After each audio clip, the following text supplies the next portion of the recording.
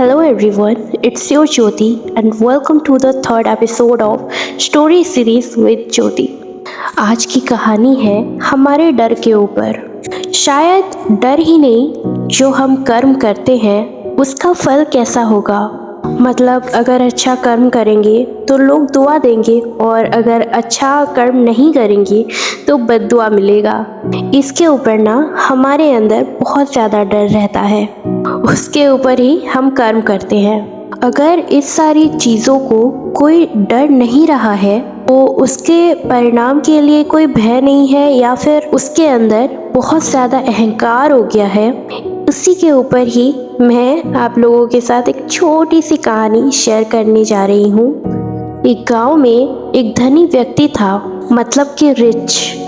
उस इलाके में वो जाने माने व्यक्ति थे। उस दिन उनके घर पे कुछ गेस्ट आने वाले थे। ठीक उसी समय एक साधु महाराज उनके घर के सामने आकर बोलने लगे, कुछ खाने के लिए मिलेगा। तभी उस घर के मालिक बाहर आकर बोले, आज नहीं कल आइए, क्योंकि उस समय उनके घर में बड़े बड़े गेस्ट आने वाले थे। तो उनको अच्छा नहीं लगता कि कोई साधु उनके घर पर खड़े होकर या बैठकर खाना खाए, उनके गरिमा को ठेस पहुंचता।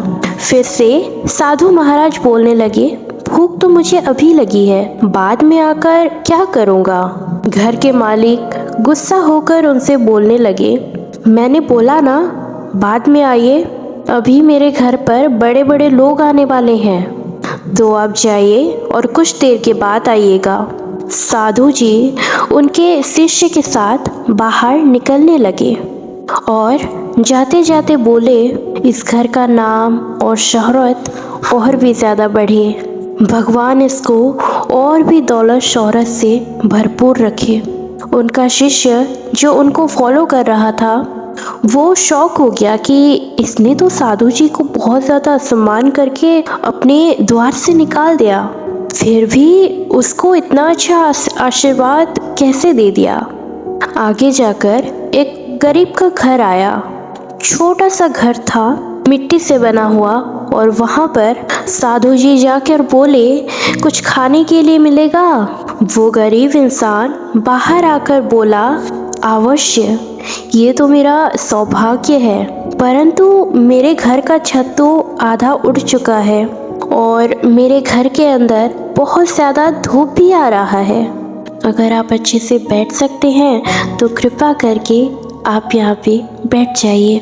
तभी साधु महाराज बोले कि तेरा छत पूरा उड़ जाए, बोलकर वहाँ पर बैठ गए। तभी उस व्यक्ति ने फिर से पूछा कि इस कुएं में थोड़ा सा पानी है, मैं ला दूँ, आप थोड़ा सा नहा लीजिए, आपको अच्छा लगेगा। साधु ने फिर से बोला, तेरे कुएं का पानी पूरा सूख जाए। फिर भी उसने मटकी में सारा पानी लेकर कुएं से साधु महाराज के सामने रख दिया। एक पत्ते में अन्न लाकर उसने साधु महाराज के सामने रख दिया। बहुत ही विनम्र भाव से बोला, महाराज, मेरे पास इतने ही अन्न थे, आप ग्रहण कीजिए। साधु जी ने फिर से बोला कि तुझे इस घर में अन्न की बहुत ज़्यादा कमी हो, बोलकर ग्रहण करके निकलने लगे। जाते जाते गरीब इंसान ने साधु जी को बोला कि आपको मैं कैसे धन्यवाद कहूँ, मैं समझ नहीं पा रहा हूँ। बहुत बहुत धन्यवाद कि आप यहाँ पे पधारे और मुझे इतने सारे आशीर्वाद किए। साधु जी हंस के उसके सर के ऊपर हाथ सहला के बस चले गए। ये सब दृश्य उनका शिष्य जो देख रहा था वो एकदम अचंभित हो गया कि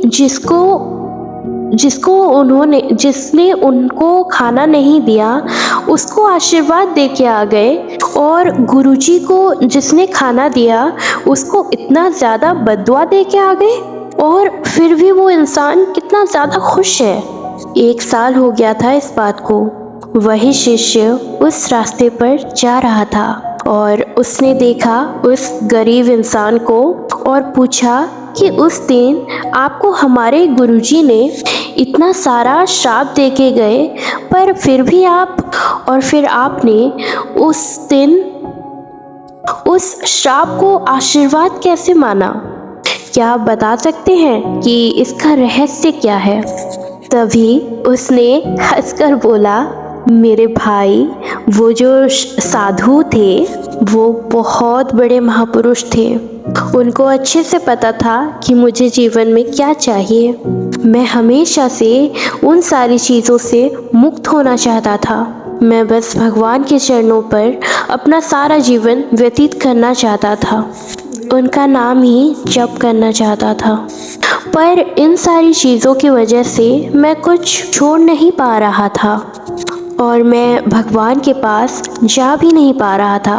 पर अब ऐसा नहीं है, मैं अब सब कुछ छोड़ चुका हूँ और अपने भगवान का नाम जपता रहता हूँ। और आप जिस धनी व्यक्ति के बारे में जानना चाहते हो, उसको तो उस दिन श्राप ही दिया था। जितना ज़्यादा संपत्ति, उतना ज़्यादा दुख, उतना ज़्यादा पीड़ा, उतना कष्ट, ये सब कुछ हमको उठाना पड़ता है। तभी वो शिष्य भी समझ गया कि जीवन में असली सुख क्या है। तो ये कहानी यहीं पे ख़त्म होती है और हम इस कहानी से ये सीखते हैं कि चाहे हमारे पास कितना ही पैसा आ जाए, हमारा नाम शोहरत चाहे कितना भी बढ़ जाए, पर असली सुख तो भगवान के नाम पर ही है। तो इस बात पर कबीरदास जी ने कहा है कि राम नाम की लूट है, राम नाम की लूट है, लूट सको तो लूट। राम नाम की लूट है, लूट सको तो लूट। अंतकाल में पछताएगा जब प्राण जाएगा छूट। आपने जो कभी अभी कहानी सुना है, उस कहानी के राइटर हैं हमारे ओडिशा के, जो कि सिर्फ ओडिशा में ही नहीं पूरे भारत में बहुत ज़्यादा फेमस है और सब उनको जानते भी हैं, मनोज दास के नाम से, जो कि अब हमारे बीच में नहीं रहे, पर उनकी लिखी हुई सारी कहानियाँ हमारे बीच में ही रहेंगी। तो आज का एपिसोड यहीं पे ख़त्म होता है। अगली बार मिलते हैं एक नई स्टोरी के साथ, एक नई सीख के साथ। तब तक के लिए बाय बाय, टेक केयर, जय जगन्नाथ।